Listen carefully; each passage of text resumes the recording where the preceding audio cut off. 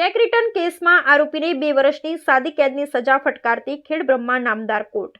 ખેડબ્રહ્માની કોર્ટે આરોપીને 5 લાખનો દંડ ફટકાર્યો. દંડ ન ભરે તો વધુ 4 માસની કેદ. ખેડબ્રહ્માની કોર્ટમાં વેડાકંપા તાલુકા વડાલીના જયંતિભાઈ લાલજીભાઈ પટેલને વિજયનગરના ખેડાસણા કંપાના છગનભાઈ લાલજીભાઈ પટેલ સાથે સારા સંબંધો હોવાથી ફરિયાદી છગનભાઈ પાસેથી આરોપી જયંતિભાઈ પટેલે ₹5 લાખ ઉછીના લીધા હતા. તેની અવેજમાં 5 લાખનો ચેક આપ્યો હતો.